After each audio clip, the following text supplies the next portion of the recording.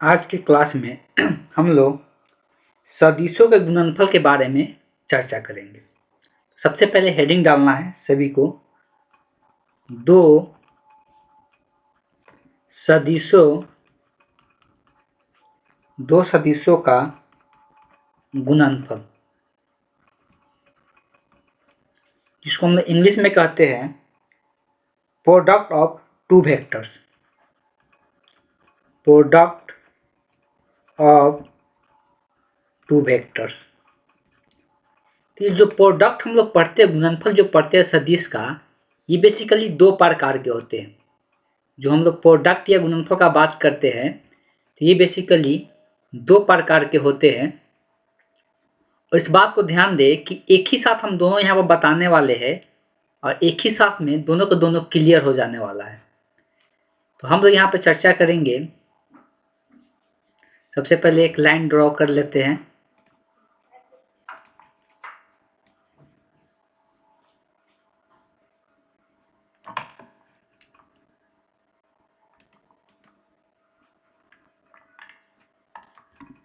ठीक है, एक तरफ हम लिख रहे हैं, यहाँ पर ध्यान देना है, दो सदिशों का अदिश गुणनफल। एक तरफ हम लोग क्या पढ़ने वाले हैं, अदिश गुणनफल।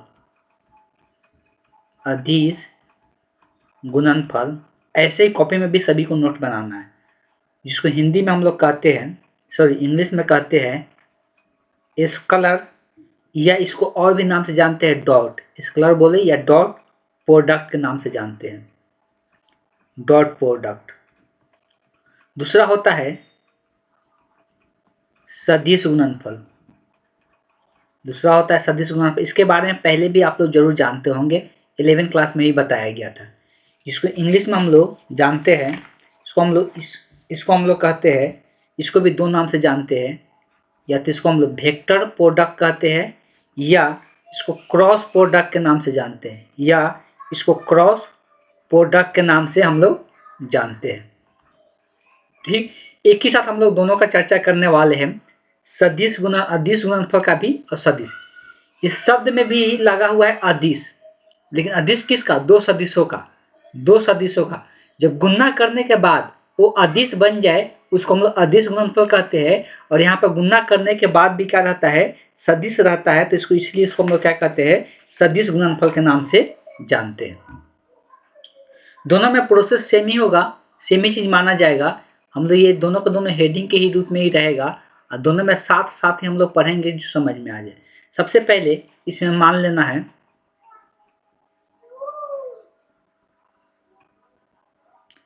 इसमें हम लिख देते हैं, माना कि दो सदिश,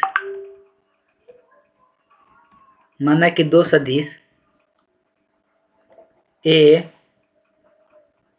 तथा बी है, और उनके या उसके बीच का कोण थीटा है। सेम ही चीज यहाँ पर भी लिखाएगा, सेम ही चीज लिखना है सभी को, सेम ही चीज यहाँ पर नोट डाउन करना है।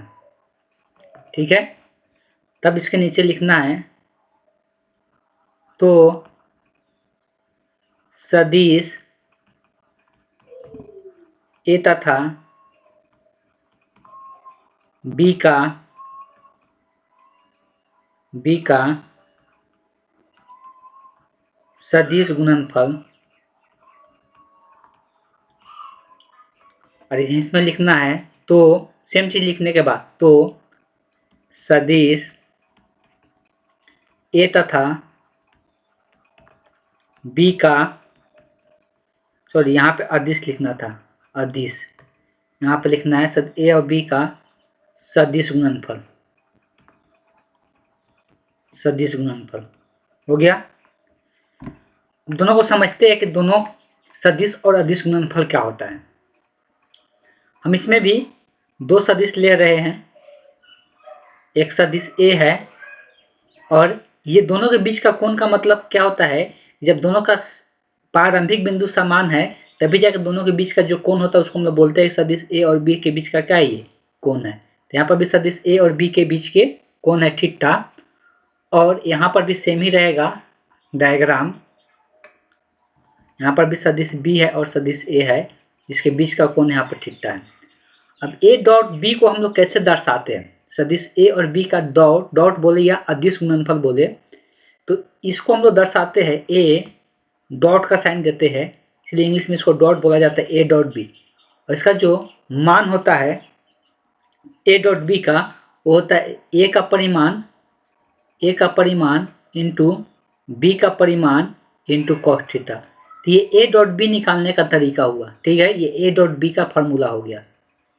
अगर क्रॉस का बात करते हैं, अगर हम लोग क्रॉस का बात करते हैं तो क्रॉस के केस में क्या होगा, तो क्रॉस के केस में क्या होता है, ए और बी का जब हम लोग क्रॉस लेते हैं तो क्रॉस के केस में लिखा जाता है, इसको क्रॉस से दर्शाया जाता है, इसलिए इसको क्रॉस बोला जाता है, इस तरह से गुना वाला साइन से इसको हम लोग क्रॉस बोलते हैं। तो क्रॉस प्रोडक्ट होता है, वो होता है ए का परिमाण इंटू बी का परिमाण इंटू साइन थीटा। लेकिन इसमें एक डायरेक्शन भी दिखाना पड़ता है, इसलिए कि ये गुना करने के बाद भी क्या रह जाता है, सदिश रहता है। ये गुना करने के बाद भी सदिश रहता है, इसीलिए इसका डायरेक्शन दिखाते हैं। जो डायरेक्शन होता है उसको हम लोग एन कैप से दिखाते हैं। एन क्या है, तब मात्रक सदिश होता है या अभिलंब सदिश के नाम से हम लोग जानते हैं। इनको हम लोग क्या कहते हैं, तो अभिलंब सदिश के नाम से, मात्रक अभिलंब सदिश इसको हम लोग कहते हैं। ये भी कहीं ना कहीं मिल जाएगा, तो इसको हम लोग किस नाम से जानते हैं, मात्रक अभिलंब सदिश के नाम से जानते हैं। तो हम लोग लिख सकते हैं, आगे भी इसका चर्चा होगा, इसलिए लिख देते हैं एन जो होता है एन कैप मात्रक अभिलंब सदिश होता है, अभिलंब। ऐसा इसको क्यों कहते हैं, तो ये दिशा बताता है। दिशा जो दोनों सदिश होता है ना, उसके तल के हमेशा ये लंबवत होता है, इसलिए इसको अभिलंब बोलते हैं। ये जो एन कैप दिशा बताते हैं, ये दोनों सदिश के लंबवत होता है, इसलिए इसको हम लोग अभिलंब सदिश कहते हैं।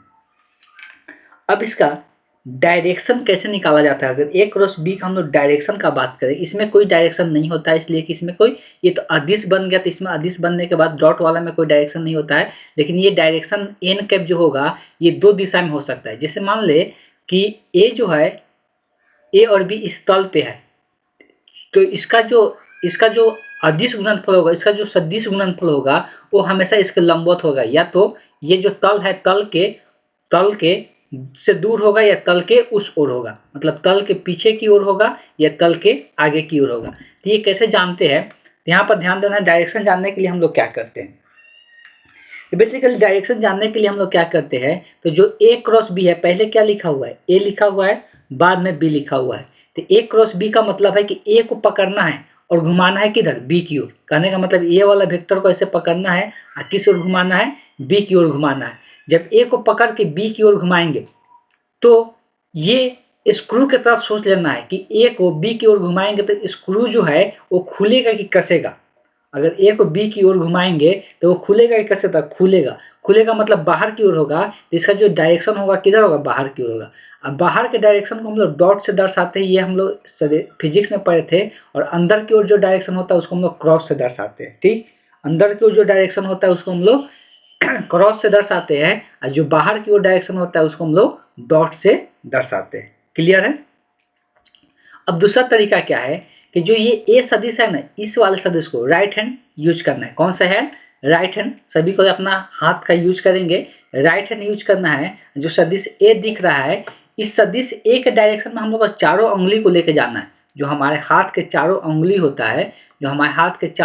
होता है, उस वाले को सदिश ए के डायरेक्शन में लेके जाना है।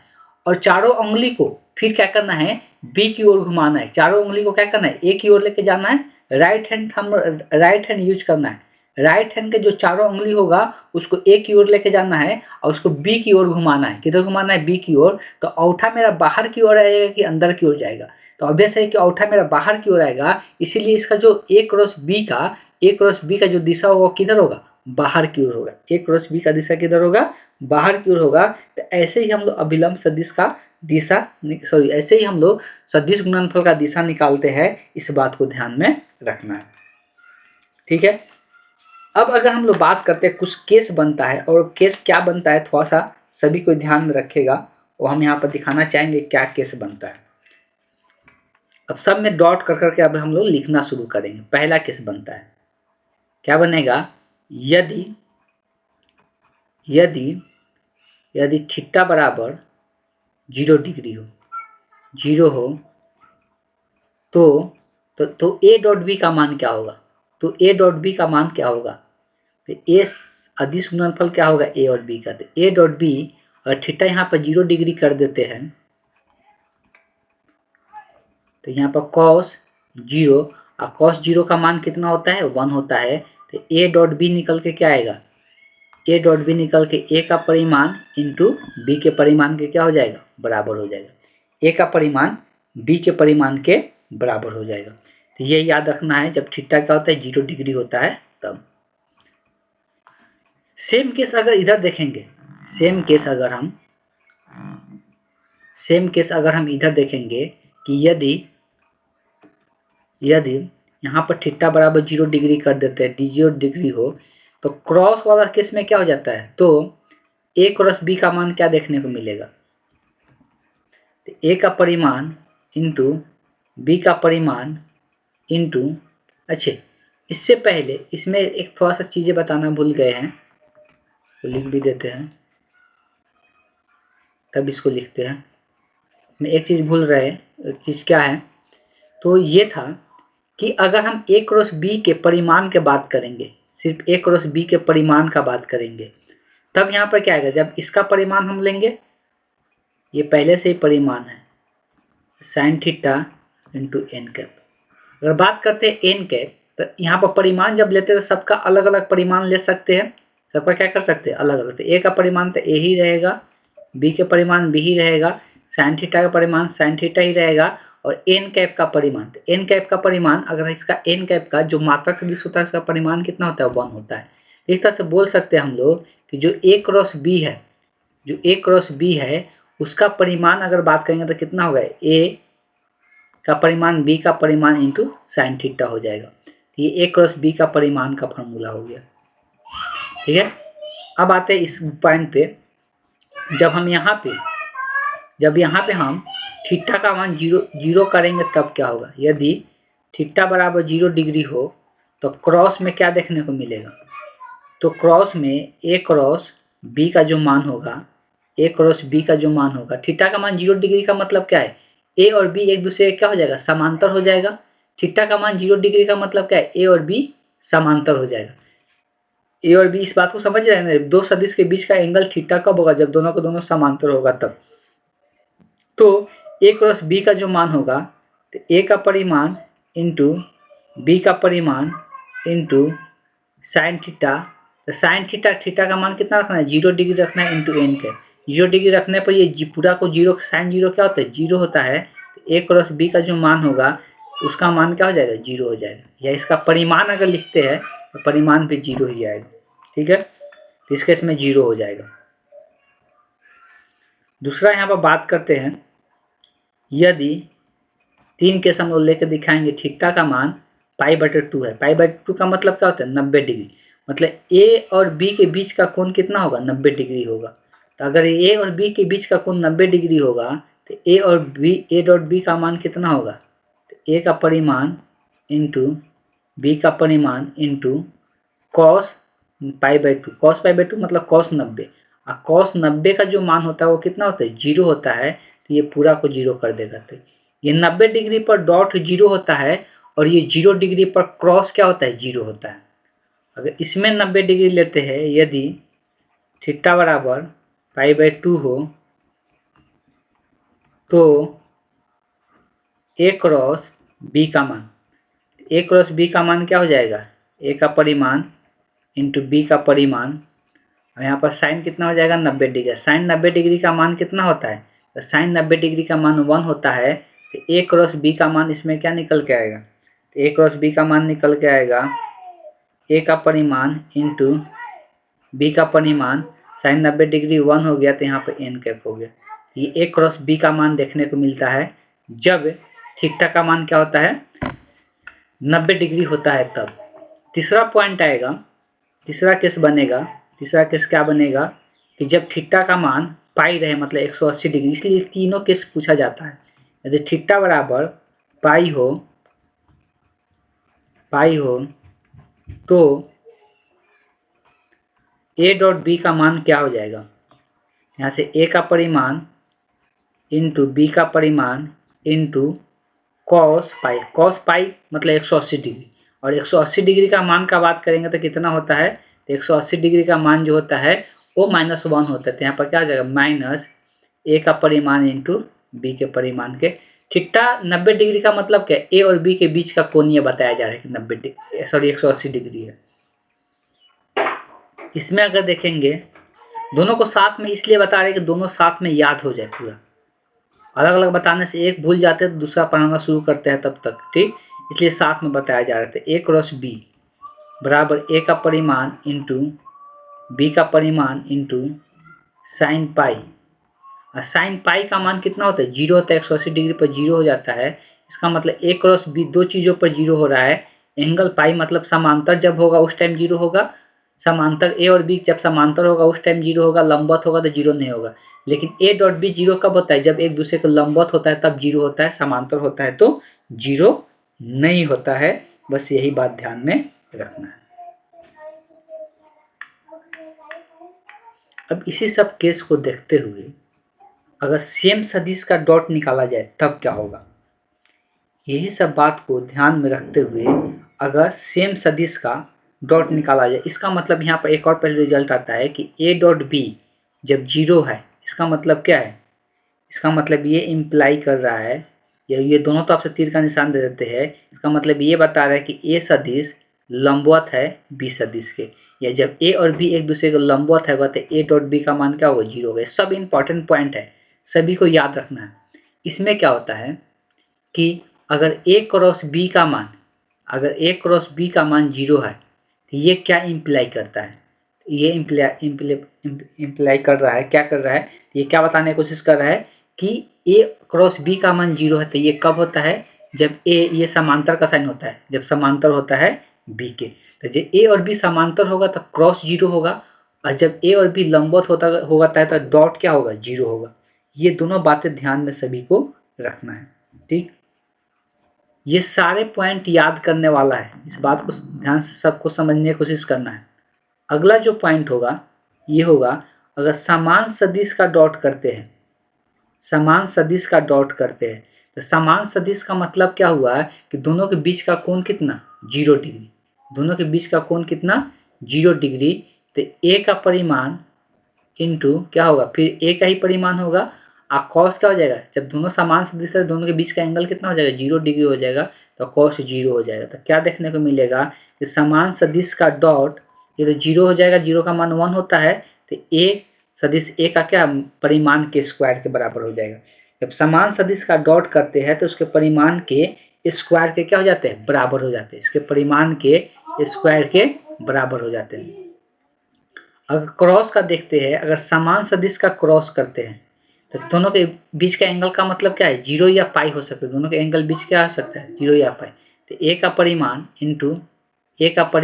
इंटू साइन क्या हो जाएगा? 0 डिग्री इंटू एन का। साइन 0 हो या पाई हो, दोनों के बीच में यहाँ पर दोनों समान केस में 0 डिग्री ही होगा। तो 0 डिग्री होगा तो इसका पूरा मान क्या हो जाएगा? 0 हो जाएगा। तो कहने का मतलब ये है समान सदिश का अगर क्रॉस करते हैं तो 0 होगा, और समान सदिश का अगर डॉट करते हैं तो क्या होगा? उसके परिमाण के स्क्वायर के बराबर होगा, उसके परिमाण के स्क्वायर के बराबर होगा। तो ये सब इंपॉर्टेंट पॉइंट है, इसलिए सभी को ध्यान में रखना है, ठीक है। तो आगे अब हम चलते हैं। अब जो हम लोग मात्रक सदिश एक्स एक्सिस, वाई एक्सिस और जेड एक्सिस के अलोंग जो हम लोग मात्रक सदिश पढ़ते हैं उसके कुछ प्रॉपर्टीज को हम लोग समझने की कोशिश करते हैं, तो प्रॉपर्टीज क्या होगा उसको थोड़ा समझते हैं। सबसे पहले कि बात करते हैं तो अब देखो, जब समान सदिश का डॉट होता है तो उसका मान उसके परिमाण के स्क्वायर के बराबर होता है। तो अगर हम पूछ दें कि आई कैप डॉट आई कैप, ये दोनों का डॉट करना है, जे कैप डॉट जे कैप, के कैप डॉट के कैप, इसका मान कितने के बराबर होगा? समान सदिश यहाँ पर दिख रहा है और सब समान सदिश में ये मात्रक सदिश है। तो अभी हम लोग पढ़े कि दो समान सदिश का अगर डॉट करते हैं तो क्या होता है, उसके परिमाण के स्क्वायर के बराबर होता है। हमको पता है कि मात्रक सदिश का परिमाण 1 होता है और 1 के स्क्वायर 1 ही रह जाता है। तो इस प्रकार से ये सभी का मान क्या होगा, 1 के बराबर हो जाएगा। तो समान सदिश का डॉट जो होगा यहाँ पे, अगर मात्रक सदिश कौन सा है, X axis Y axis Z axis वाला एलोंग का मात्रक सदिश लेते हैं तो मात्रक सदिश का डॉट समान मात्रक सदिश का डॉट हमेशा किसके बराबर होगा, 1 के। यहाँ पर वही केस बनेगा कि अगर ये क्रॉस रहेगा, समान में अगर क्रॉस रहेगा तो क्या होगा। तभी हम लोग देखें क्रॉस जब रहता है और समान रहे तो इसका मान कितने के बराबर होता है, 0 के बराबर होता है।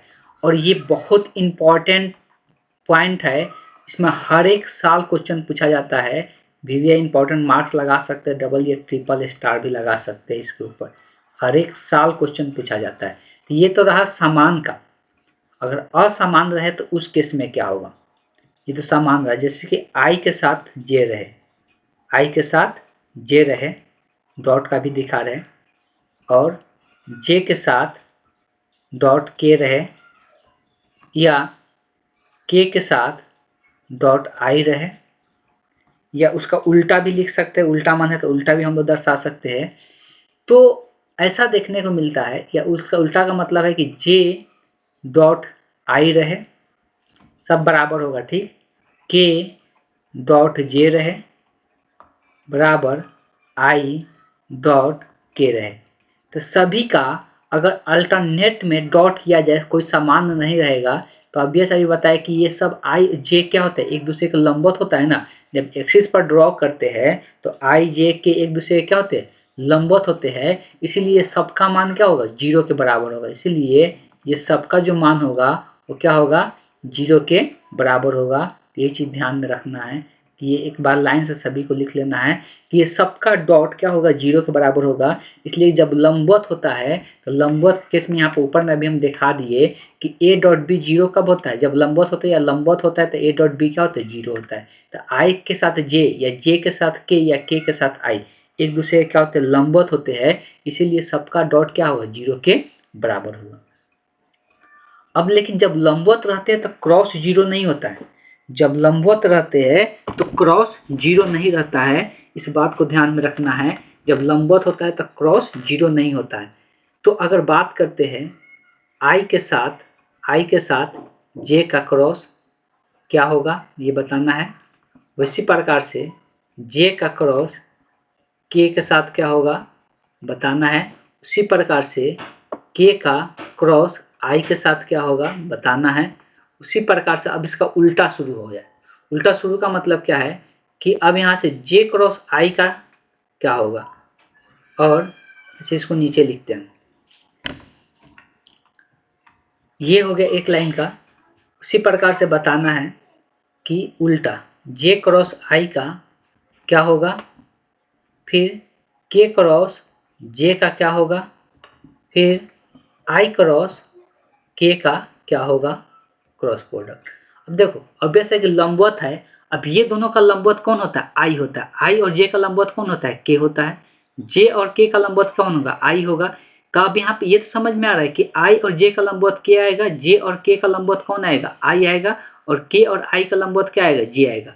लेकिन माइनस जे होगा कि प्लस जे होगा, ये क्वेश्चन उठता है कि माइनस जे होगा कि प्लस जे होगा, ये क्वेश्चन उठता है कि यहाँ पर क्या होने वाला है। तो अगर बात करते हैं तो इसको जानने के लिए, इसको याद रखने के लिए एक ट्रिक बताया जाता है।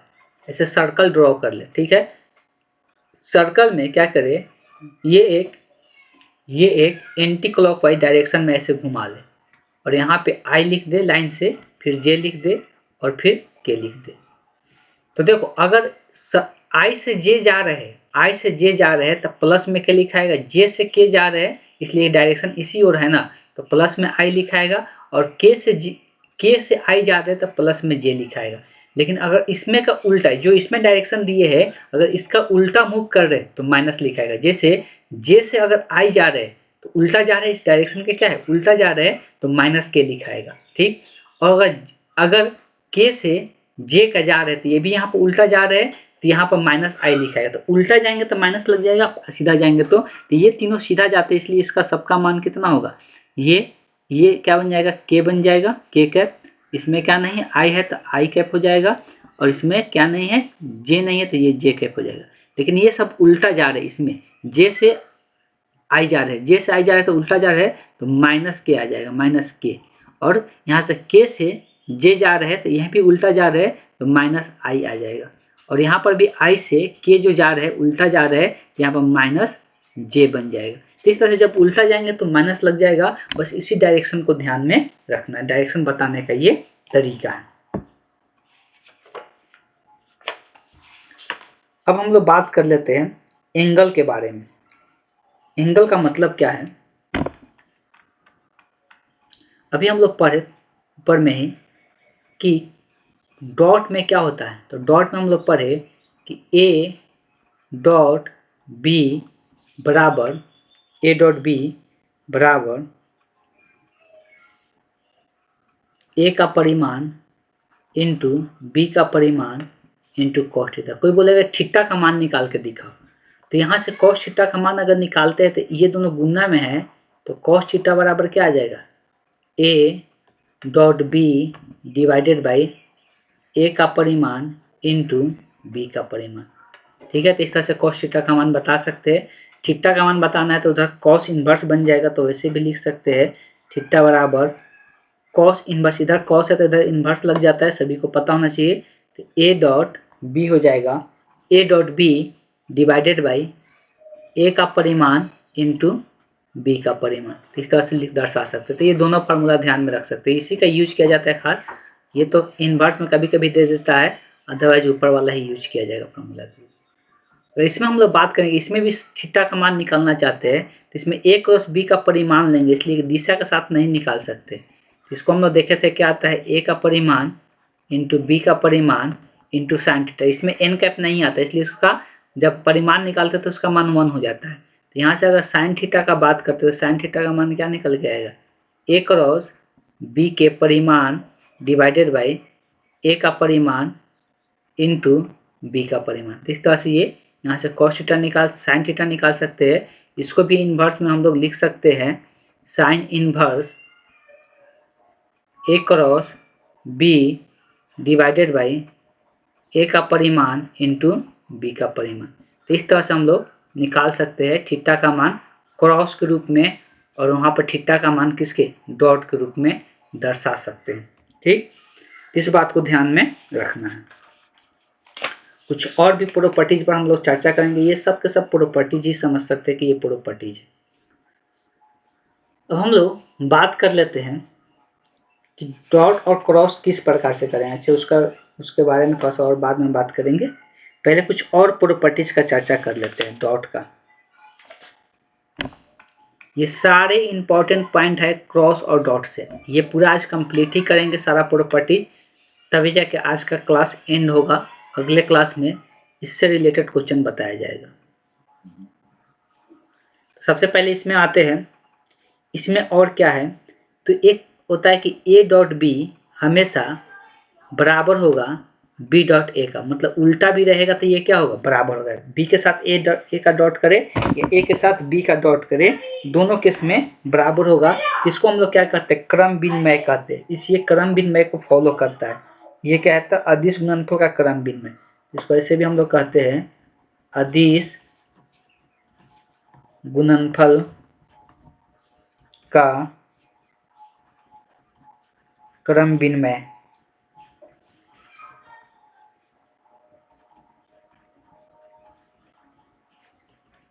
लेकिन इस बात को ध्यान दे कि ए क्रॉस बी को नॉट इक्वल टू होता है B cross A cross B B cross A के बराबर नहीं होता है।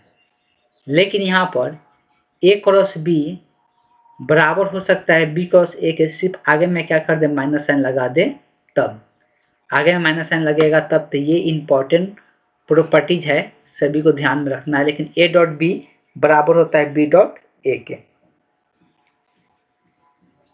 इसमें डिस्ट्रीब्यूटिव प्रॉपर्टीज भी यूज होता है। डिस्ट्रीब्यूटिव प्रॉपर्टीज का मतलब ये है कि ए डॉट बी करना है किसके साथ, जो दो सदिश अगर प्लस में है तो इसको अलग अलग करके डॉट कर सकते हैं, A dot B plus A dot C कर सकते हैं, ए डॉट सी कर सकते हैं।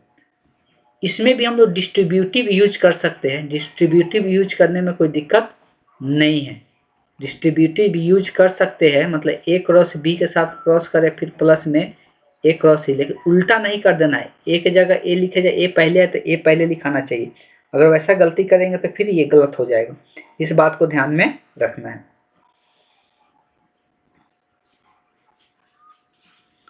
और अगर आगे बात करते हैं, इसमें हम लोग ऐसे घटक सदिश का हम लोग किस प्रकार से निकालेंगे उसको भी हम लोग देखने वाले, ए डॉट बी का मान कैसे निकालेंगे, और घटक सदिश का ए क्रॉस बी का मान कैसे निकालेंगे उसको भी हम लोग आगे देखने वाले हैं।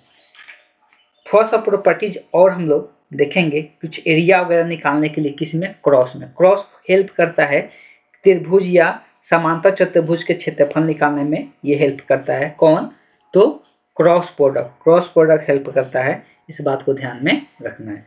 तब जाकर हम लोग दोनों का सदिश गुणनफल देखने वाले हैं, और सदिश गुणनफल के साथ ही दोनों के दोनों कंप्लीट हो जाएगा, दोनों के दोनों क्या हो जाएगा, कंप्लीट हो जाएगा। निकालने का तरीका भी हम लोग चर्चा करने वाले, ठीक है। तो सबसे पहले हम लोग देख लेते हैं क्या, तो इसमें दोनों में हम लोग देखने वाले, पहले इसमें हम लोग देखने वाले कुछ क्षेत्रफल देता है किसी चीज का, किसमें, क्रॉस में। तो क्रॉस में अब कुछ एक्स्ट्रा पॉइंट ऐड होगा। तो पहला पॉइंट जो होगा,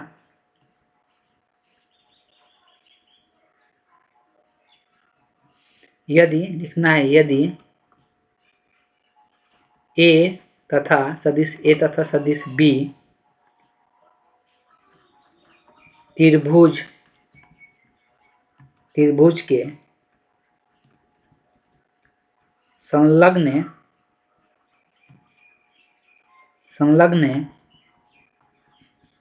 भुजाओं को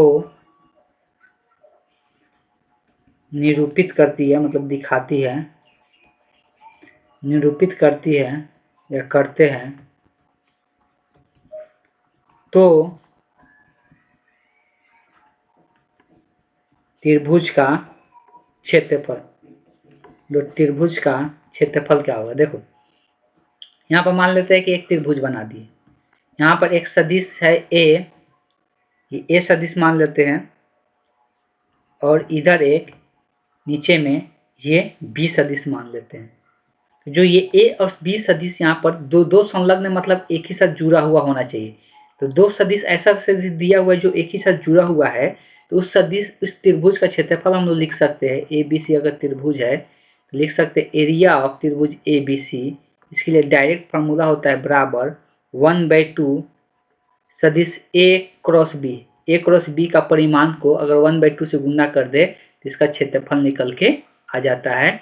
जब संलग्न भुजा का सदिश दिया रहेगा तब ऐसा होता है, संलग्न भुजा का सदिश दिया रहेगा तब ऐसा होगा, इस बात को ध्यान देना है। बात समझ में आया।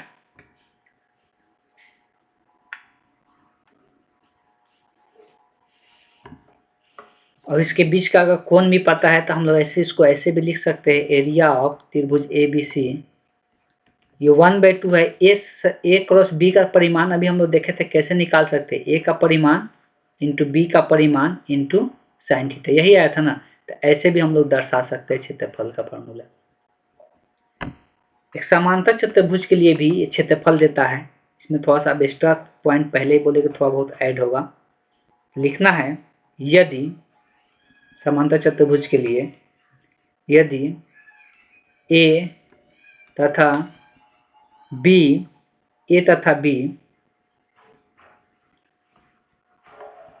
समांतर चतुर्भुज की संलग्न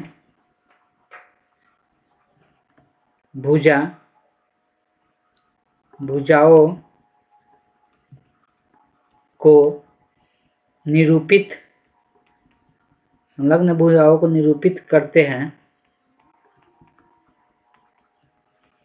हैं तो समांतर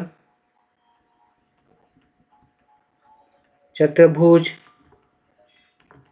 का क्षेत्रफल, देखो समांतर चतुर्भुज का क्षेत्रफल क्या होगा। समांतर चतुर्भुज किसको बोलते हैं, जिसका आमने सामने की भुजा क्या हो, समांतर हो। आमने सामने की भुजा जो समांतर है, मान लेते हैं ए बी सी डी एक समांतर चतुर्भुज। इसका भी संलग्न कोई भी दो भुजा पता होना चाहिए, उसका सदिश पता होना चाहिए। ए मान लेते हैं और ये संलग्न भुजा मतलब साथ वाला, जो एक ही इसका प्रारंभिक बिंदु एक ही होना चाहिए। तो ये साथ वाला भुजा है, तो इसका भी जो क्षेत्रफल होता है, इसके बीच का कोण अगर दिया तो ठीक है, इसका जो क्षेत्रफल होता है किसके बराबर होता है, तो लिख सकते हैं समांतर चतुर्भुज लिखे, ठीक है, या चतुर्भुज, ये समांतर होगा तभी जाके होगा, इसलिए समांतर लिख लेना है। समांतर चतुर्भुज का क्षेत्रफल बराबर होता है a क्रॉस b के परिमाण के बराबर होता है। क्या होता है, a क्रॉस b के परिमाण के बराबर होता है। इस रूप में भी दर्शा सकते हैं, या इसका मान अभी हम तो थोड़ा देर पहले ही देखे थे, a का परिमाण इंटू b का परिमाण इंटू साइन थीटा, इस रूप में दिखा सकते हैं। ये दोनों को दोनों समांतर चतुर्भुज का क्षेत्रफल ही दे रहा है। एक समांतर चतुर्भुज का क्षेत्रफल हो गया, एक त्रिभुज का क्षेत्रफल। तो त्रिभुज और समांतर चतुर्भुज का क्षेत्रफल निकाल सकते हैं किसका यूज करके, क्रॉस प्रोडक्ट का यूज करके। अगला होता है कि घटक के रूप में अगर सदिश दिया रहेगा तब क्या होगा, तो लिखना है अगला, घटक के रूप में जब सदिश दिया रहेगा तो क्या होगा।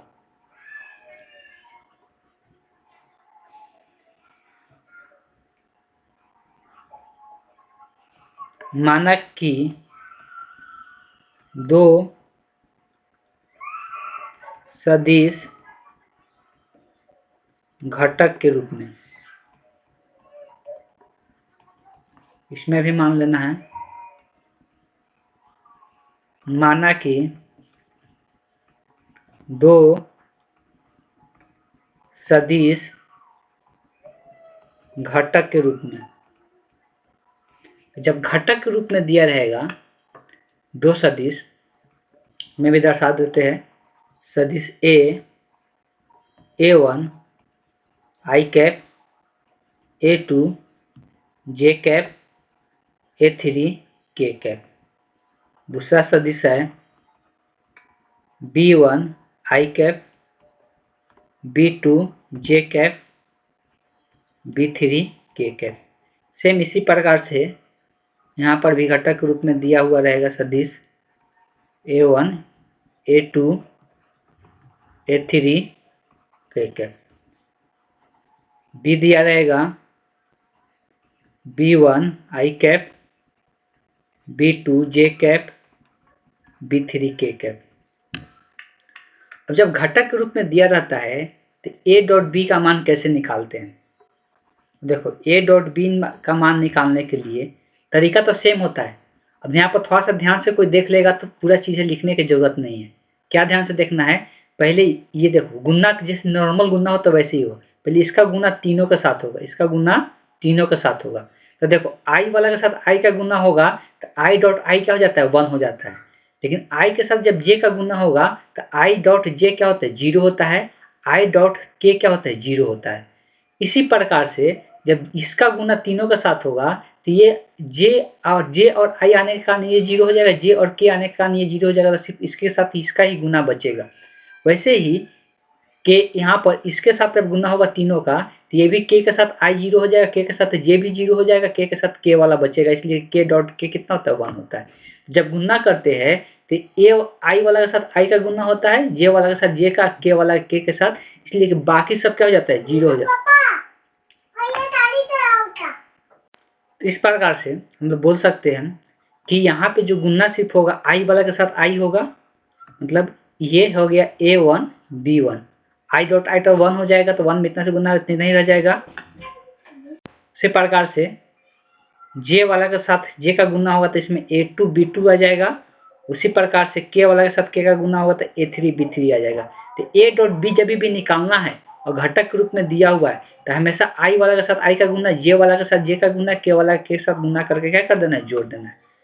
लेकिन क्रॉस इतना आसान नहीं होता है, तो क्रॉस निकालने का तरीका पहले ही बताया गया है कि इसको हम लोग क्या करते हैं, किसके रूप में लिख लेते हैं, तो इसको डिटर्मिनेंट के रूप में लिख लेते हैं। डिटर्मिनेंट के रूप में लिख लेते हैं। ऊपर वाला पहला रो में सब आई जे के लिख लेते हैं। दूसरा रो में पहला का घटक लिखते हैं, जो यहाँ पर पहला सदिश दिया हुआ है, पहले का घटक लिखते हैं A1 A2 A3। फिर दूसरे वाला सदिश में दूसरे का घटक लिखते हैं B1 B2 B3। इसी को क्या करते हैं, सॉल्व कर लेते हैं, तो क्या हो जाता है, A क्रॉस B का मान निकल जाता है। उससे क्या निकल जाता है, A क्रॉस B का मान निकल जाता है। तो इस तरह से हम लोगों ने बहुत सारे इसका क्या प्रॉपर्टीज को जाने। अब इससे जो रिलेटेड क्वेश्चन होगा, उस हम लोग रिलेटेड क्वेश्चन को हम लोग जानेंगे, समझेंगे। दो प्रश्नावली से दिया हुआ, एक हम लोग का क्रॉस डॉट का प्रश्नावली दिया हुआ है, एक क्रॉस का प्रश्नावली दिया हुआ है। पहले दोनों का एग्जाम्पल हम लोग कर लेंगे, तब जाके अलग अलग से दोनों का प्रश्नावली करेंगे। इसलिए साथ में इसलिए लेकर चल रहे हैं कि दोनों एक दूसरे के समान दिखता है और समझने में कंफ्यूजन होता है, इसीलिए सबको साथ में यहाँ पर हम डिस्कस किए। इसके नेक्स्ट वीडियो में जो होगा वो दोनों का क्वेश्चन देखने को मिलेगा, क्रॉस का भी डॉट का भी। दोनों का क्वेश्चन इसी प्रकार से हम एक साथ कराएंगे, जिसमें किसी प्रकार के दोनों का मिक्स करके क्वेश्चन कराएंगे, किसी प्रकार की दिक्कत न हो, एक ही साथ दोनों का प्रयोग हम लोग देख लेंगे। तो आज के क्लास को हम यहीं पे एंड करते हैं।